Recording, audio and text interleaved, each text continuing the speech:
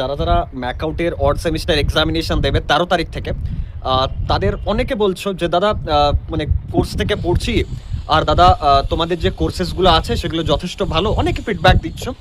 আর ঠিক আছে, অনেক স্টুডেন্টস এরকম আছে যারা হয়তো এখনও চাইছো যে দাদা ফ্রিতে কিছু অ্যাভেলেবেল আছে কি টেলিগ্রামে বা ইউটিউবে ফ্রিতে কিছু দেখে নিতে পারবো, আর নাহলে অর্গানাইজার পড়ে নিচ্ছি, কোনো টেক্সট বুক পড়ে নিচ্ছি বা চ্যাট জিপিটি থেকে পড়ে নিচ্ছি, সিলেবাসটা আপলোড করে আবার বলছি মোস্ট প্রবাবল বা মোস্ট ইম্পর্টেন্ট কোশ্চেন্স।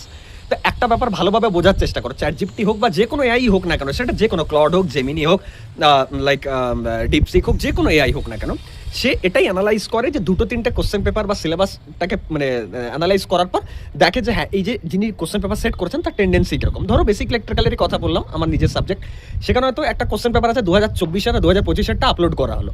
তো এবার সেটা ফেচ করে একজন মানে যে কোনো টিচারের মাইন্ডসেটই যদি চেক করায়, তো সেখানে নেটওয়ার্ক থিওরেমের কোনো কোশ্চেন নেই, তাহলে নেটওয়ার্ক থিওরেমটাকে লো ওয়েটেজে রাখা হবে, ধরো ট্রান্সফরমারটাকে হাই ওয়েটেজে রাখা হবে, ইলেকট্রিক্যাল মেশিনটাকে লো ওয়েটেজে রাখা হবে, আর পাওয়ার কনভার্টারটাকে লো ওয়েটেজে রাখা হবে, আর লাস্টে ইলেকট্রিক্যাল ইনস্টলেশন যেটা আছে সেটাকে লো ওয়েটেজে রাখা হবে, এসি সার্কিটটাকে নর্মালে রাখা হবে।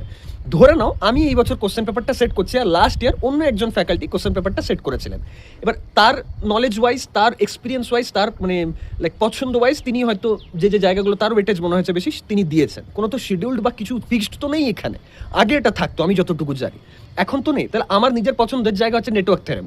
আমি ধরো থেভেনিনস বা নর্টনস বা ম্যাক্সিমাম পাওয়ার ট্রান্সফার থিওরেম থেকে 4-5খানা কোশ্চেন দিয়ে দিলাম টোটালে পেপারে, এসি সার্কিটস থেকে অনেক কোশ্চেন দিলাম, ট্রান্সফরমার থেকে অনেক কোশ্চেন দিলাম, ইলেকট্রিক্যাল মেশিন থেকে অনেক দিলাম, হয়তো এসি সার্কিটের পরিমাণটা কমই দিলাম, পাওয়ার কনভার্টার থেকে কোশ্চেন দিলাম, ইলেকট্রিক্যাল ইনস্টলেশন থেকে ইজি কোশ্চেন দিলাম, বাট দিলাম।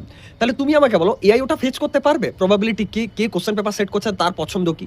So try to understand this মানে দিস রিয়েল থিংস, ওকে? এগুলো প্রেডিকশন করা পসিবল না। হ্যাঁ তুমি পড়তে পারো চ্যাট জিপিটির হেল্প নিয়ে পর যে আমাকে এই টপিকগুলো কভার করে দিক ভাই, কিন্তু সাজেশন বা প্রবাবল কনসেপ্ট সেটা কখনোই চ্যাট জিপিটি হোক বা এআই হোক তোমাকে দিতে পারবে না। মানে ট্রাই করে দেখে নিতে পারো, বাট হবেটা কি এক্সপেরিমেন্টটা করতে গিয়ে সেমিস্টারে ব্যাকলগ চলে আসবে।